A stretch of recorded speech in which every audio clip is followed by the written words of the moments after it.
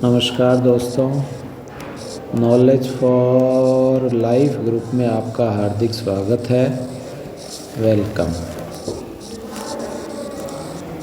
तो दोस्तों बच्चों, हमने बात की थी गुरुत्वाकर्षण की। कौन सा पाठ पढ़ रहे हैं? अरे बोलो। गुरुत्वाकर्षण। थोड़ा थोड़ा बोलोगे तो थोड़ा थोड़ा याद होता जाएगा। गुरुत्वाकर्षण होता क्या है? गुरुत्वाकर्षण एक तरह से बल है। गुरुत्वाकर्षण क्या है? कौन सा बल है? कौन सा बल है? आकर्षण बल है। कौन सा बल है? आकर्षण बल है। इस बल में केवल और केवल आकर्षण बल लगता है दो द्रव्यमानों के, जिसके लिए हमने फॉर्मूला पढ़ा था F = G m1m2/r²। पढ़ा था क्या? जहाँ G क्या है? G क्या है? गुरुत्वीय सार्वत्रिक नियता। ठीक है, इसकी कुछ वैल्यू होती है, वो हमने किया था। साथ ही एक स्मॉल जी लिया था। स्मॉल जी क्या है? गुरुत्वीय त्वरण। ठीक है, इसकी वैल्यू होती है 9.8 मीटर/सेकंड स्क्वायर। तथा स्मॉल जी और कैपिटल जी में क्या संबंध है? G = Gm/r²। अब ये जो G की वैल्यू है 9.8, ये कहाँ है? पृथ्वी की सतह पर। ये वैल्यू कहाँ है? पृथ्वी की सतह पर। लेकिन हम जब ये पृथ्वी है, इससे ऊंचाई पर जाएं, इससे गहराई पर जाएं, इसके घूर्णन के कारण ये हमने विभिन्न प्रकार की स्थितियाँ प्रीवियस वीडियो में समझी थी। आज हम इसमें बात करेंगे जो एक कंडीशन है कि पृथ्वी के अक्ष पर घूर्णन के कारण, पृथ्वी के अक्ष पर, पृथ्वी अपने अक्ष पर क्या करती है? घूर्णन करती है, रोटेट करती है। पृथ्वी अपने अक्ष पर घूमने पर क्या होता है? दिन रात बनते हैं। पृथ्वी अपने अक्ष पर घूमने पर क्या बनता है? दिन रात। एक चक्कर पूरा लगा लेती है तो कितना हो जाता है? 24 घंटे हो जाते हैं। एक चक्कर पूरा लगाने पर कितना हो जाता है? 24 घंटे पूरे हो जाते हैं। और पृथ्वी सूर्य के चारों ओर एक परिक्रमण करता है। जैसे ये मान लीजिए सन है, और ये सन के चारों ओर कौन चक्कर लगा रहा है? अर्थ। तो एक चक्कर पूरा लगाने पर कितना होता है? ये परिक्रमण काल कितना होता है? 1 वर्ष का। ये परिक्रमण काल कितना होता है? 1 वर्ष, जिसको हम क्या कह देते हैं? 365 दिन। तो ये पृथ्वी जो है, ये सूर्य के चारों चक्कर लगाते लगाते खुद भी घूम रही है। यूँ अपने अक्ष के चारों ओर भी क्या कर रही है? घूम रही है। ये रोटेट हो रही है, और ये क्या हो रही है? सर्कुलेट। ये क्या है? रोटेट। और ये क्या है? सर्कुलेट। ठीक है, ध्यान रखें, एक घूर्णन होता है और एक परिक्रमण होता है। परिक्रमण परिक्रमा करना होता है। रोटेट मतलब अपने अक्ष के चारों, अपने अक्ष के चारों ओर घूमेगी तो कितने समय में घूमती है? 24 घंटे में। कितने समय में घूमती है? 24 घंटे में। तथा सूर्य के चारों ओर एक चक्कर लगाती है, वो कितने समय में लगाती है? 1 वर्ष में। ठीक है, तो ये एक साधारण इसके बारे में बातें थी। तो पृथ्वी के अपने अक्ष पर घूर्णन के कारण क्या होगा, उसको हम यहाँ बातें करते हैं। तो फिर ये हम यहाँ लेते हैं। तो इसके लिए थोड़ा डायग्राम अच्छा है, इसको आप समझें, और फिर जी के मान में क्या परिवर्तन होगा उसको हम समझेंगे कि जी में परिवर्तन क्या होगा, किसके कारण? पृथ्वी के अपने अक्ष पर घूर्णन के कारण। तो मान लीजिए ये पृथ्वी है, गोल न होकर थोड़ी सी अंडाकार है या चपटी है। एक पूरा डायग्राम बना देता हूँ इसके ऊपर, जिसको आपको अच्छे से समझ आए। ठीक है, ये पृथ्वी गोल न होकर आपके चपटी है। यदि हम पृथ्वी को गोल लें, यूँ इस तरह से, यदि हम पृथ्वी को क्या ले लें? गोल ले लेते हैं, तो थोड़ा सा ये अंडाकार जो भाग है ये बाहर की तरफ रहता है। ये पृथ्वी की कौन सी रेखा है? विषुवत रेखा, भूमध्य रेखा, जानते हो, अक्षांश रेखाओं में जो सबसे बड़ी रेखा है। और ये वाली जो रेखा है देशांतर रेखाओं में सबसे बड़ी रेखा, ये है ग्रीनविच रेखा। तो पृथ्वी अपने अक्ष पर घूर्णन करती है ओमेगा कोणीय वेग से। ये इसका उत्तरी ध्रुव है, और ये इसका कौन सा ध्रुव है? दक्षिणी ध्रुव है। ये इसका कौन सा ध्रुव है? दक्षिणी ध्रुव है। ठीक है, अब यहाँ क्या है कि मान लीजिए यहाँ कोई m द्रव्यमान का पिंड बैठा है, और वो कहाँ है? बिंदु P पर है। बिंदु P पर कौन है? एक m द्रव्यमान का पिंड है। अब पृथ्वी जब यूं घूमेगी, यूं घूमती है ना, उत्तर दक्षिण जो वाली रेखा है, और कहाँ से किधर घूमती है, पश्चिम से पूरब की ओर। किधर घूमती है, वेस्ट टू ईस्ट, यानी पश्चिम से पूरब की ओर यूं घूमेगी। तो घूमने पर ये क्या होगा, ये जो m द्रव्यमान का पिंड है ये घूमते घूमते घूमते घूमते घूमते यहाँ आ जाएगा, और यहाँ घूमते घूमते घूमते घूमते वापस यहीं आ जाएगा। तो इस तरह से यहाँ एक काल्पनिक क्या मिल जाएगा, गोला मिल जाएगा, और इसका जो केंद्र है वो मान लीजिए क्या है, O डैश है। तथा इस पृथ्वी का जो केंद्र है वो हम O ले लेते हैं। पृथ्वी का केंद्र क्या ले लेते हैं, O ले लेते हैं। ध्यान दें, समझे, सिंपल सा टॉपिक है, कोई ज़्यादा हार्ड नहीं है, ठीक है। चीज़ों को हम जानबूझ के हार्ड बनाएं तो वो आपकी मर्ज़ी है, यही जीवन का खेल है। तो ये कैपिटल R हो गया, और ये वाली जो दूरी है ये वाली कितनी है अपने पास, स्मॉल r हो गई, ठीक है। तथा ये जो m द्रव्यमान का पिंड है जो कि इस भूमध्य रेखा से कितना कोण बना रहा है, लैम्डा। कितना कोण बना रहा है, लैम्डा कोण बना रहा है। इस लैम्डा कोण को हम क्या कहते हैं, अक्षांश कोण कहते हैं। कौन सा कोण कहते हैं, अक्षांश कोण। अब कोई भी वस्तु वर्ताकार पथ में यदि घूर्णन करती है तो उसके केंद्र की ओर बल लगता है, उस बल को हम कहते हैं अभिकेंद्रीय बल। उस बल को हम क्या कहते हैं, अभिकेंद्रीय बल, सेंट्रीपिटल फोर्स। उस बल को हम क्या कहते हैं, अभिकेंद्रीय बल। जितना बल अंदर की तरफ लगता है उतना ही बल बाहर की तरफ लगता है, जिसके कारण वह घूर्णन करती रहती है। ये है सेंट्रीफ्यूगल फोर्स, यानी अपकेंद्रीय बल। ये लगभग समान ही होते हैं, और इसका मान कितना होता है, Fc बोल देते हैं। Fc इक्वल्स टू क्या हो गया, mv²/r। Fc क्या हो गया, mv²/r, ठीक है। अब v और ओमेगा में, क्योंकि हमको आंसर किस रूप में चाहिए, ओमेगा में। ओमेगा में क्यों चाहिए, क्योंकि वस्तु जो है वो रेखीय गति न करके कौन सी गति कर रही है, कोणीय गति कर रही है। कौन सी गति कर रही है, तो v और ओमेगा में क्या संबंध होता है, ये संबंध होता है v equals to omega r। v equals to क्या है, ओमेगा r। r क्या है, दूरी, त्रिज्या। तो यहाँ जब हम ये v का मान रख देंगे तो ये क्या आएगा, m ओमेगा का स्क्वायर, ठीक है, और r का स्क्वायर और बटे r। r से r कैंसिल हो गया, तो अब केंद्रीय बल कितना हो जाएगा, m ओमेगा r स्क्वायर। क्या हो जाएगा बल, m r ओमेगा स्क्वायर, ठीक है। तो ये तो हो गया काल्पनिक वस्तु के घूर्णन के कारण। अब ये जो बिंदु P है, इस बिंदु P पर पृथ्वी के केंद्र की ओर और इसके बाहर की ओर ये दो बल लगेंगे। केंद्र की ओर कौन सा बल लग रहा है, गुरुत्वाकर्षण बल, जिसे हम भार भी कह देते हैं। भार होता है ना, आपको भार महसूस होता है थोड़ा बहुत, ऊपर से आप यदि नीचे आओगे या फिर आप धरती पर खड़े हो तो कुछ ना कुछ भार। ये भार कितना हो गया, m द्रव्यमान के ऊपर mg, ये भी एक तरह से बल ही है, या भार हो गया w। तथा इस वाली रेखा के समांतर यदि हम यहाँ ये कोण लेते हैं तो ये वाला यदि लैम्डा है तो ये वाला कोण भी क्या हो जाएगा, लैम्डा हो जाएगा। कौन से कोण हो गया, ये संगत कोण हो जाता है। कौन सा कोण हो जाता है, संगत कोण हो जाता है। तथा ये बल है, इस बल के साथ ये वाली रेखा थीटा डिग्री कोण बना रही है, थीटा यानी लैम्डा बना रही है, तो इसका क्षैतिज घटक हो गया, तो ये हो जाएगा m ओमेगा r स्क्वायर कोस lambda. m omega r square कोस लैम्डा। कौन सा बल है, यह है अभिकेंद्रीय बल या अपकेंद्रीय बल का क्षैतिज घटक। अभिकेंद्रीय बल या अपकेंद्रीय बल का कौन सा घटक हो गया, क्षैतिज घटक हो गया, ठीक है। तो इस तरह से हम देख रहे हैं कि ये जो आपके रेखा है OP वाली, इस OP पर नीचे की तरफ जो बल लग रहा है वो तो है भार, और ऊपर की तरफ जो बल लग रहा है वो है m r ओमेगा स्क्वायर कोस लैम्डा। तो परिणामी बल क्या हो जाएगा,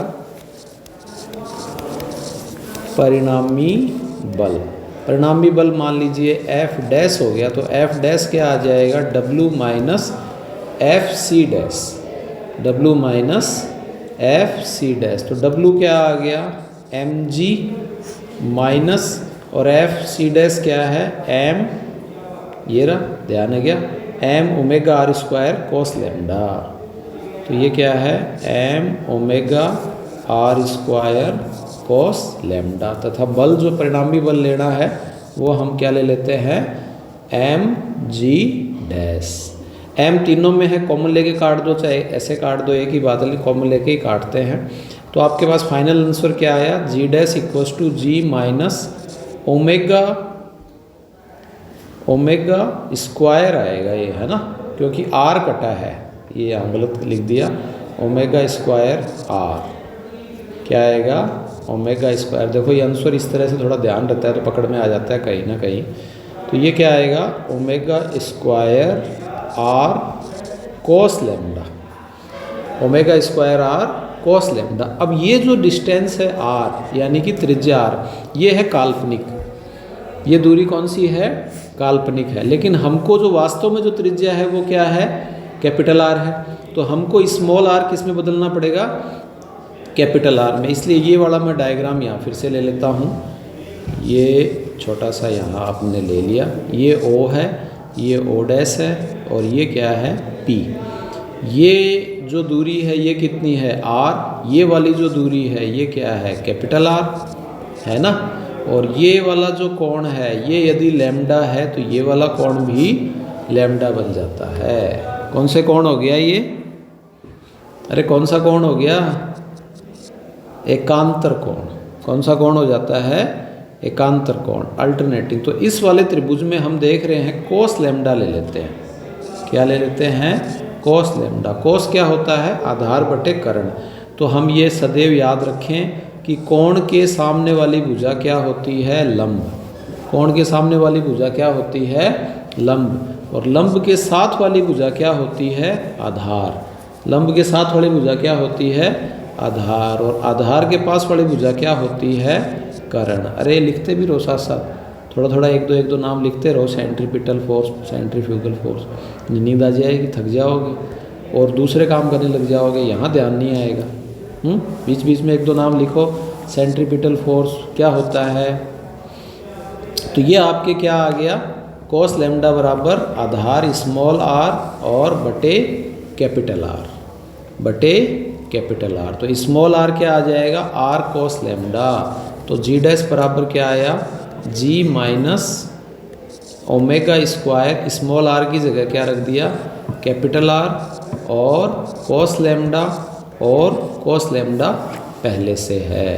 तो आंसर क्या आया, जी डैश बराबर g minus omega square are cos square lambda. यही मैंने आपको प्रीवियस वीडियो में रटवाया था, आपको ध्यान होगा, क्योंकि जब कभी भी कोई आंसर यदि हम निकालेंगे तो उसमें हमको करना क्या पड़ेगा कि ये आंसर याद होना। अब ये मैंने 15 मिनट देखिए, अब कितनी देर हो गई, 13 मिनट का वीडियो हो गया। तो इसमें ये 13 मिनट यदि आपको ये कोई सवाल आ जाए तो आप ये पूरा सॉल्व करोगे पहले 10-12 मिनट, फिर उसके बाद में आंसर आएगा। तो इसलिए टॉपिकों के आंसर ज़रूर याद करें, वो अपने भौतिक विज्ञान में सूत्र होते हैं और वो सूत्र ही सवालों को सॉल्व करने में सहायता प्रदान करते हैं, ठीक है ना। तो ये अपने ध्यान रखें। अब बच्चों इसके अंदर कंडीशन क्या है कि यहाँ देखो, ये जो बिंदु P है यदि ये यहाँ आ जाए, मतलब कहाँ आ जाए, विषुवत रेखा पर आ जाए, तो G का मान क्या होगा। और यदि ये उठ के यहाँ आ जाए, कहाँ आ जाए, उत्तरी ध्रुव या दक्षिणी ध्रुव पर आ जाए, तो आप देखो जब ये बिंदु P का मान यहाँ आ जाता है भूमध्य रेखा पर, तो ये कोण घटता घटता घटता घटता लैम्डा का मान क्या हो जाएगा, 0 हो जाएगा। लैम्डा का मान क्या हो जाएगा, 0 हो जाएगा। अब ये m द्रव्यमान का पिंड बढ़ते बढ़ते बढ़ते बढ़ते यदि यहाँ ध्रुव पर पहुँच गए, तब ये लैम्डा का मान बढ़ता बढ़ता बढ़ता लैम्डा का मान कितना हो जाएगा, 90 डिग्री हो जाएगा। कहाँ हो जाएगा, तो ये दो अवस्थाएं, पहले मैं 90 डिग्री वाला ले लेता हूँ। तो पहली इसमें कंडीशन हो गई ध्रुवों पर, पहली कंडीशन क्या हो गई, ध्रुवों पर। तो ध्रुवों पर बच्चों क्या होगा, ध्रुवों पर लैम्डा का मान क्या होगा, 90 डिग्री। ध्रुवों पर लैम्डा का मान कितना होगा, 90 डिग्री, ठीक है। तो ये मान लीजिए समीकरण अपने एक जो भी आई, तो कोस लैम्डा और ये क्या आ गया cos 90, cos 90 का मान क्या होता है 0, cos 90 का मान क्या होता है 0।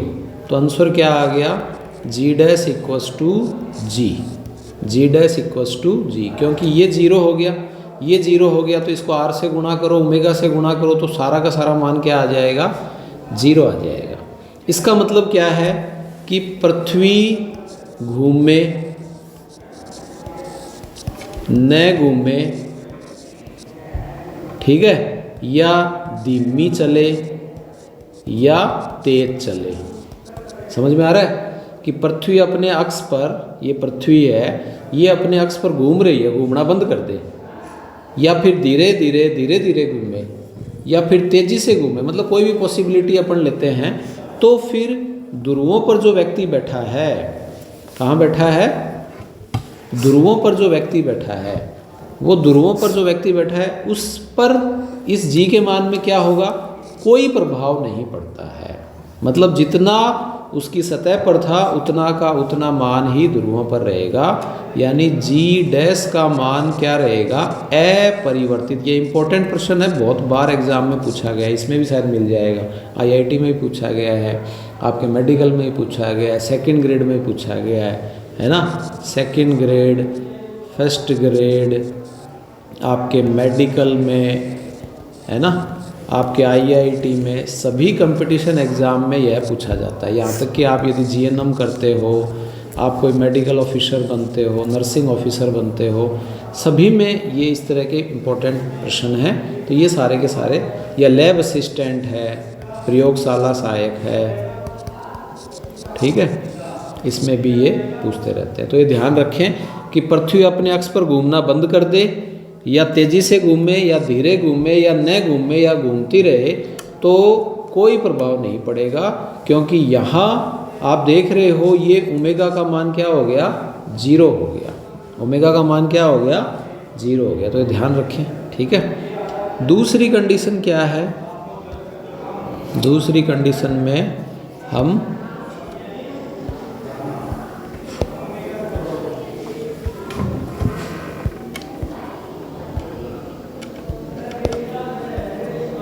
दूसरी कंडीशन में पहले आंसर लिख लेते हैं। आंसर क्या है, आंसर क्या है, g dash equals to g minus omega square are cos square lambda. याद हो गया ना आंसर, बार बार लिखें, ध्यान रह जाए। अब इसके अंदर हम ले रहे हैं विषुवत रेखा पर, कहाँ ले रहे हैं बच्चों, विषुवत रेखा पर। और विषुवत रेखा पर क्या है, लेमडा का मान कितना है 0, ध्यान है ना आपको, ये देखो ये रहा, यहाँ आ गए, यहाँ आ गए, इसका मतलब लेमडा का मान क्या हो गया 0 हो गया। तो जब लेमडा का मान 0 हो जाएगा तो कोस लेमडा का मान, कोस 0 का मान क्या आ गया 1 आ गया, कोस 0 का मान क्या आ जाएगा 1 आ जाएगा।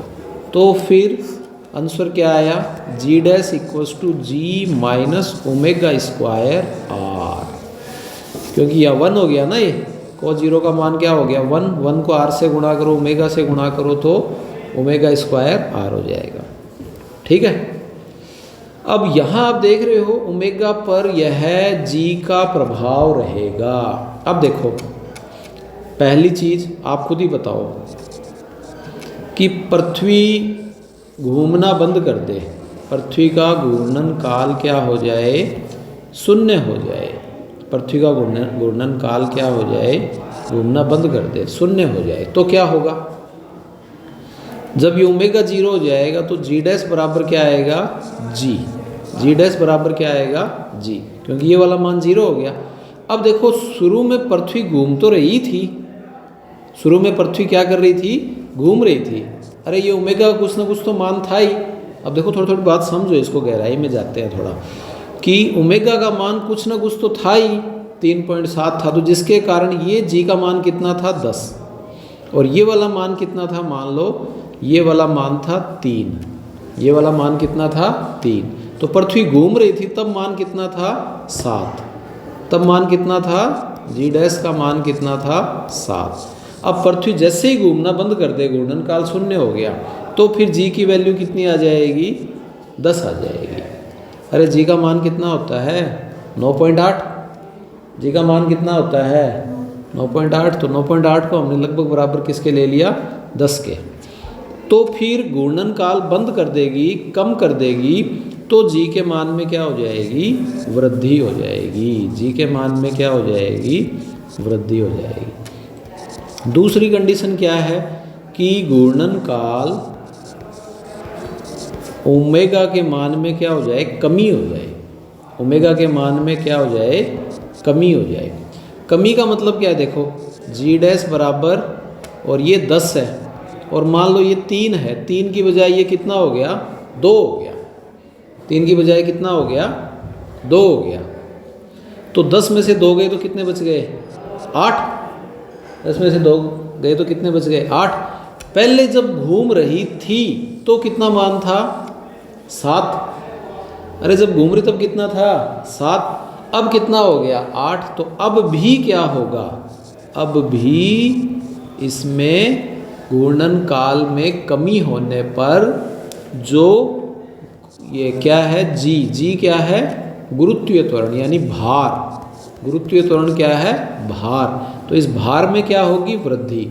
तो पृथ्वी रुक जाए या धीमी गति से घूमे तो दोनों ही अवस्थाओं में भार में क्या होगी? वृद्धि होगी। तीसरी कंडीशन क्या ले लो? इस बार तेजी से भाग पड़े, तेजी से गति करे, ओमेगा का मान क्या हो जाए? बढ़ जाए। ओमेगा का मान क्या हो जाएगा? बढ़ जाए। छोटे छोटे प्रश्न हैं, यही एग्जाम में पूछते रहते हैं। ओमेगा का मान यदि ज़्यादा हो जाएगा तो फिर क्या होगा? तो जी डैश इक्वल्स टू जी, और ये अपन को फिर से लिखने की जरूरत नहीं बार बार। अब देखो जी डैश का मान हुआ क्या? ये तो 10 ही है, और ये मान बढ़ गया। 3 की बजाय कितना हो गया? अरे बाहर क्या देख रहे हो? कोई आ जाएगा? ये यहाँ क्या हुआ?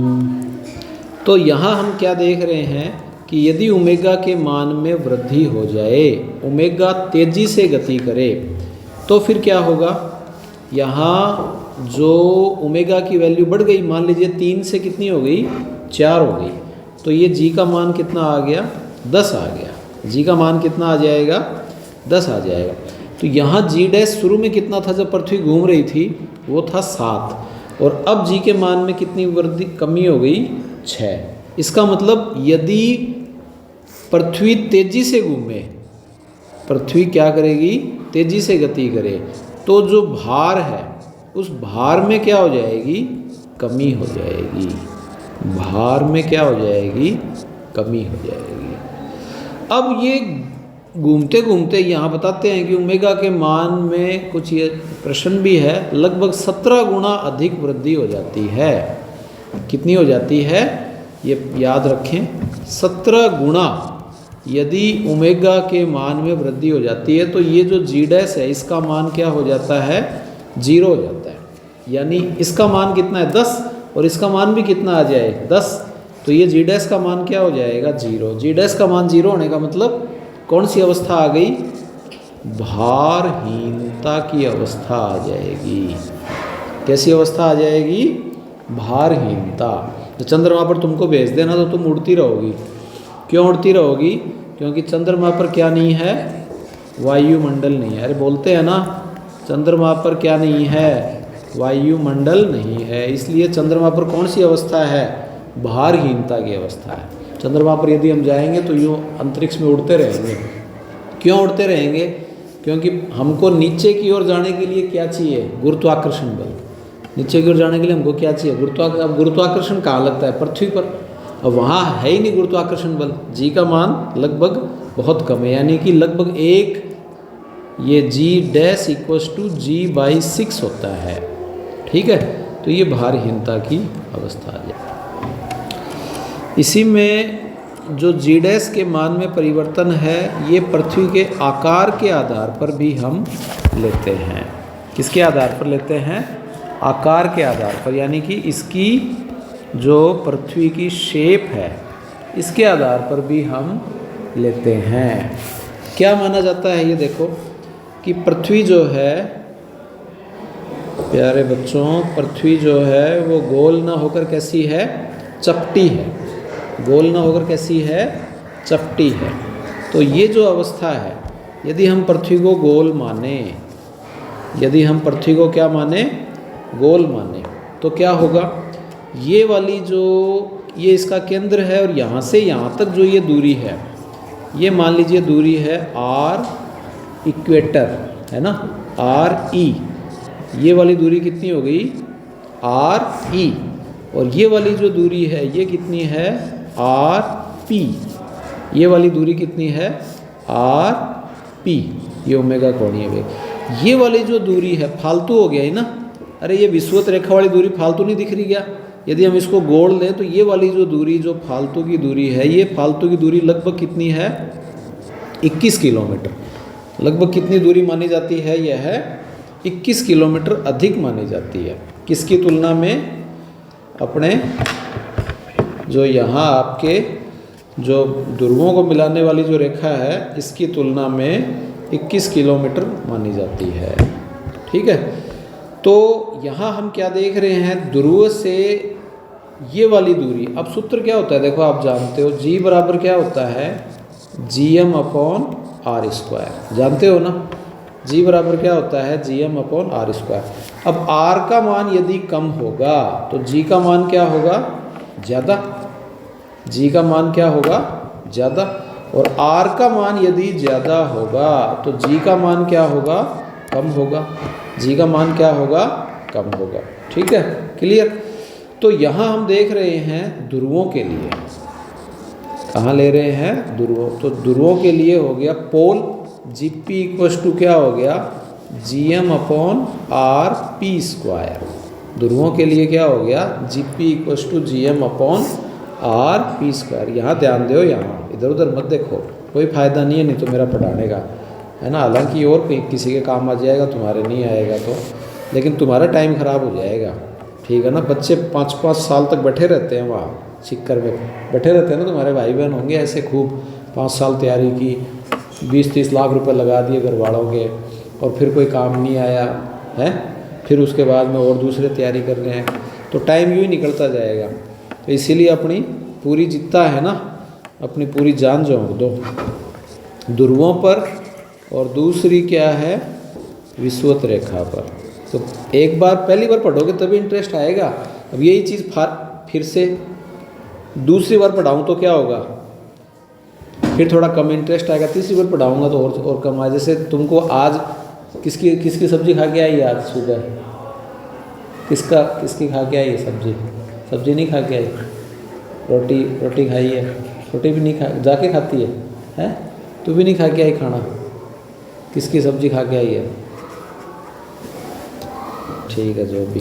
अब एक ही तरह की सब्जी है, मान लो तुमने आज किसकी सब्जी खाई, आलू की, कल भी किसकी सब्जी खाई, आलू की, परसों भी किसकी खाई, आलू की, उसके अगले दिन भी आलू की, तो खा लोगे क्या, धीरे धीरे उब जाओगे। वही चीज़ पढ़ाई का है कि तो आज मैं तुमको पढ़ा रहा हूँ तो इंटरेस्ट आएगा, कल फिर से पढ़ाऊँगा, परसों फिर से। तो वही बात मेडिकल में जो बच्चे तैयारी करते हैं या और कोई तैयारी करते हैं, तो उनको 1 या 2 बार ही पढ़ने में मज़ा आता है, फिर उनको बोरियत होती है, फिर ये देखते हैं अरे पढ़ने से अच्छा मर जाऊँ तो बढ़िया रहे, फिर वो ख़त्म। तो इसलिए जो पहली बार दूसरी बार जो अपन शुरू में पढ़ते हैं उनको इंटरेस्ट लेके पढ़ो, बाद में फिर बोरियत महसूस होने लग जाएगी। ऐसे देखो विषुवत रेखा पर क्या आएगी, GE इक्वस टू क्या आएगा, GM अपॉन, और ये क्या आएगा, RE का स्क्वायर। GE इक्वस टू क्या आया, GM अपॉन RE स्क्वायर। ठीक है, अब आप देखो G ध्रुवों पर गुरुत्वीय त्वरण ज़्यादा होगा या विषुवत रेखा पर गुरुत्वीय त्वरण ज़्यादा होगा, कहाँ ज़्यादा होगा, ध्रुवों पर ज़्यादा होगा या विषुवत रेखा पर ज़्यादा होगा, बताओ।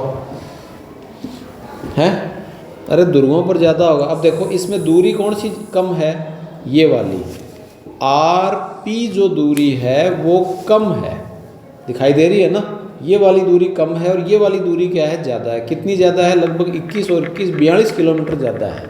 कौन सी दूरी, विषुवत रेखा को मिलाने वाली दूरी। तो RP कम है और RE क्या है, ज़्यादा है। तो ये वाली दूरी क्या है, कम है, और ये वाली दूरी क्या है, ज़्यादा है। जब ये वाली दूरी कम है तो ध्रुवों पर जो जी का मान है यानी जी पी है उसका मान क्या होगा, ज़्यादा होगा, और विषुवत रेखा वाला जो है इसका मान क्या होगा, कम होगा। ठीक है, तो ये ध्यान रखें, क्योंकि दूरी कम है ध्रुवों की इसलिए उस पर क्या है, गुरुत्वीय त्वरण या भार, तो भार जो है वो कहाँ ज़्यादा है, ध्रुवों पर। भार जो है वो कहाँ ज़्यादा है, ध्रुवों पर। किसकी तुलना में, विषुवत रेखा की तुलना में। तुलना किसकी करें, विषुवत रेखा की। तुलना किसकी करें, विषुवत रेखा की। ठीक है, तो ये जो इक्वेटर लाइन है, इक्वेटर लाइन है, इससे यदि हम तुलना करते हैं तो ध्रुवों पर ज़्यादा होगा। तो ये इस तरह से आपके जो भार से संबंधित विभिन्न कंडीशन थी वो हमने पढ़ी हैं। ऐसे ही भार की कंडीशन आपने शुरू के वीडियो में भी, या ये जो आपके NLM वाला जो चैप्टर था, न्यूटन लॉ ऑफ मोशन, उसमें भार आपने पढ़ा होगा, शायद ध्यान है तो आपको। लिफ्ट आधारित पढ़े थे क्या, कि जब हम लिफ्ट में ऊपर जाते हैं तो भार में कमी होगी, या नीचे जाएंगे तो भार में कमी होगी या वृद्धि होगी, तो उसके आधार पर। ठीक है, तो उसी प्रकार से हमने ये भार लिया है या जी लिए हैं, इसमें ये विभिन्न प्रकार की अवस्थाएं हम लेते हैं। तो इससे संबंधित जो प्रश्न है वो आप इसमें करें, और इससे संबंधित जो न्यूमेरिकल हैं वो हम नेक्स्ट वीडियो में पढ़ेंगे। आगे हम इसमें लेते हैं, एक होता है गुरुत्वीय क्षेत्र।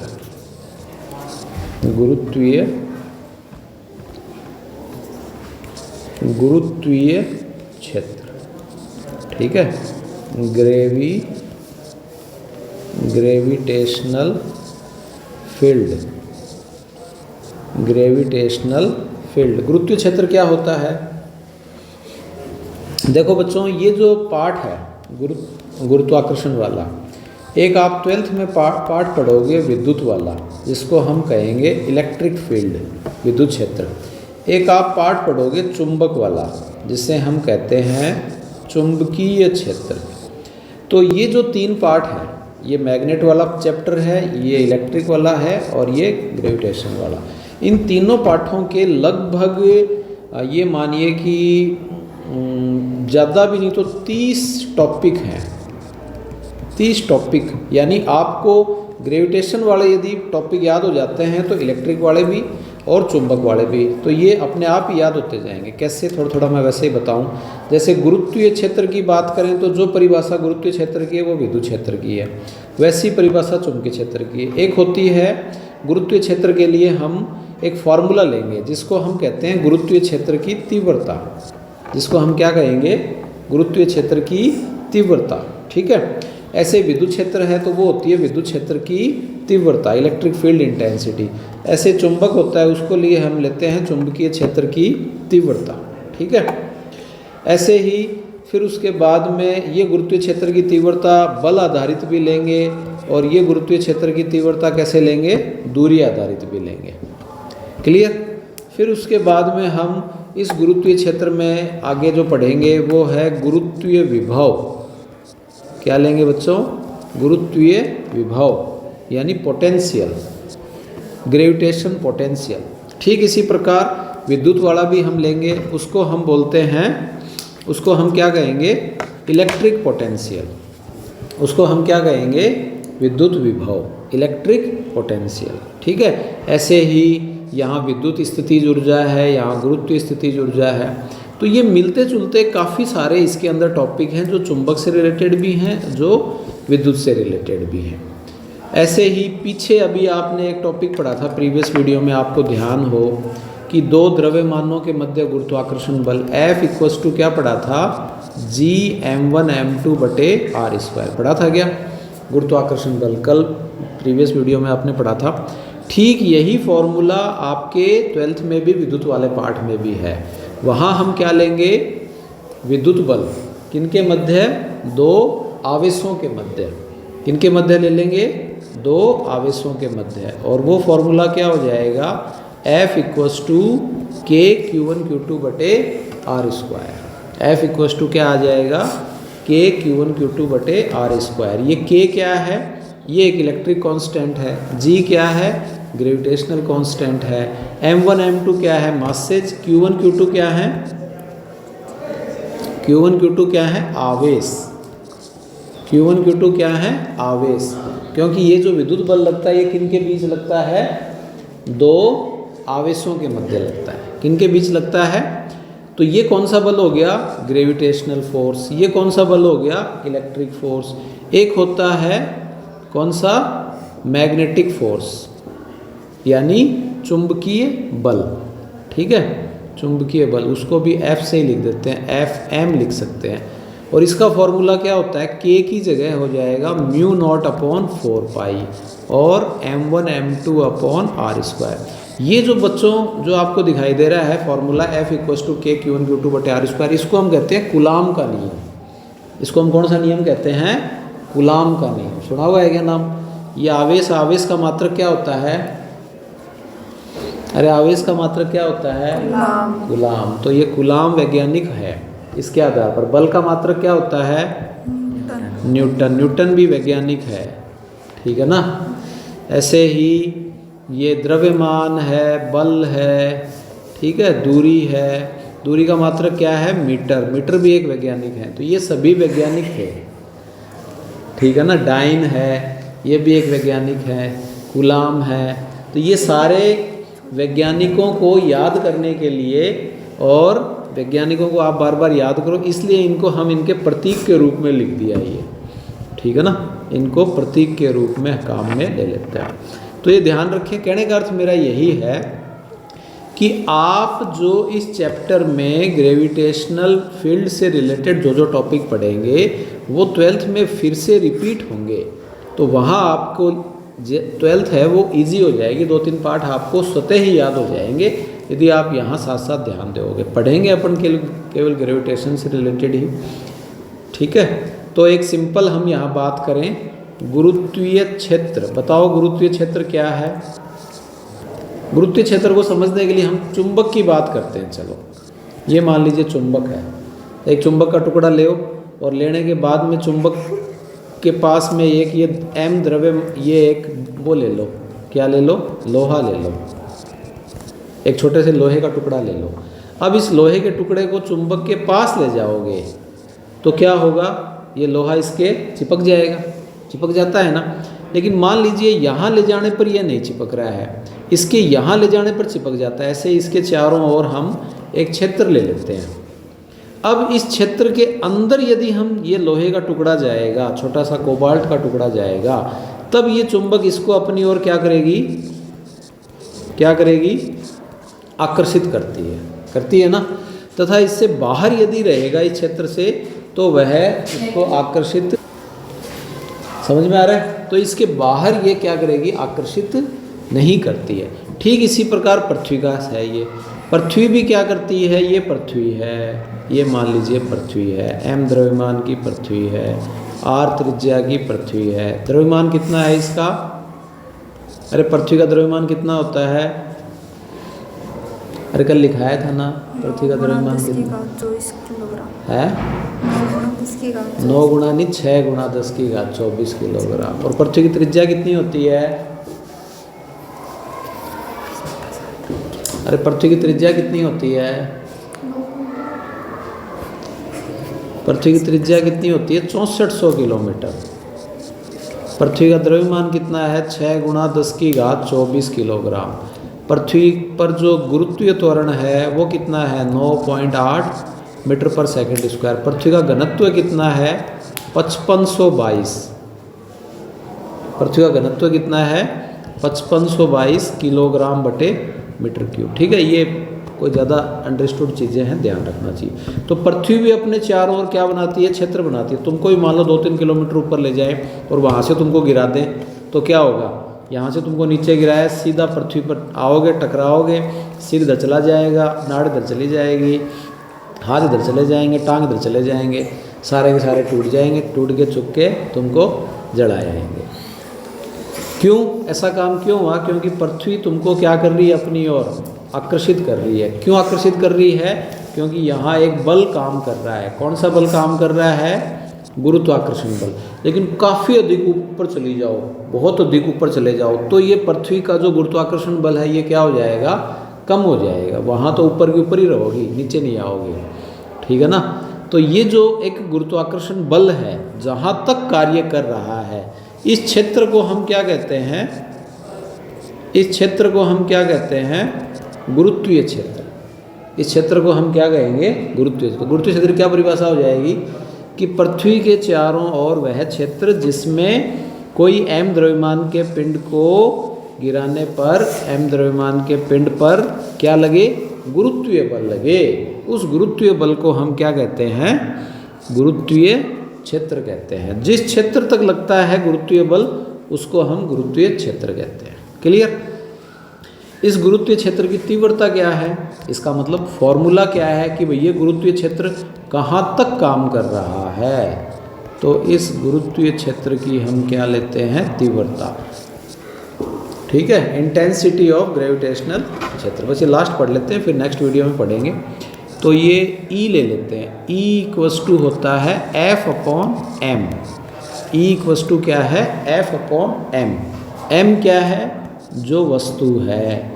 m है वस्तु का द्रव्यमान, पिंड का द्रव्यमान, वस्तु का द्रव्यमान।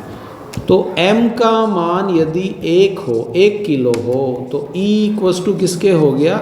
F के इक्वल हो गया, Fg। तो प्रति एकांक द्रव्यमान के चारों ओर लगने वाला गुरुत्वाकर्षण बल क्या कहलाता है?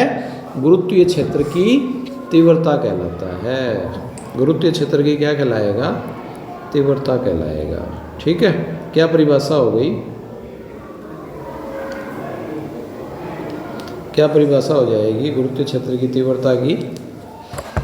कि पर यूनिट मास अराउंड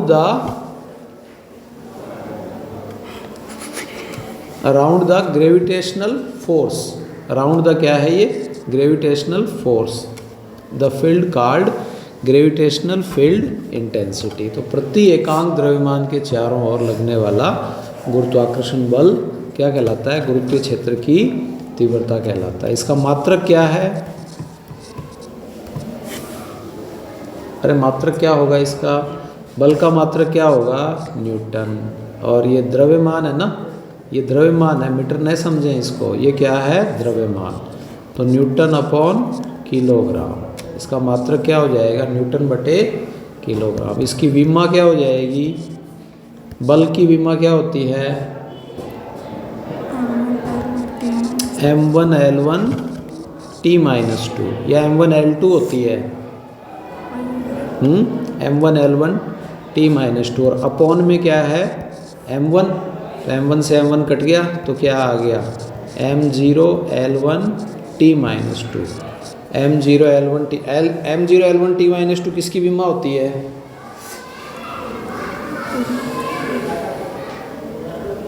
अरे बोलो। कुछ नहीं आता भारत माता। ये होती है त्वरण की। किसकी विमा होती है? त्वरण की। L-2 नहीं होती क्या? गुरुत्वीय त्वरण ये त्वरण की विमा होती है। ठीक है, किसकी विमा होती है? एक्सीलरेशन। तो नेक्स्ट वीडियो में हम इससे रिलेटेड और ग्रेविटेशन से रिलेटेड और टॉपिक पढ़ेंगे। तब तक के लिए स्वस्थ रहें। Thanks for watching.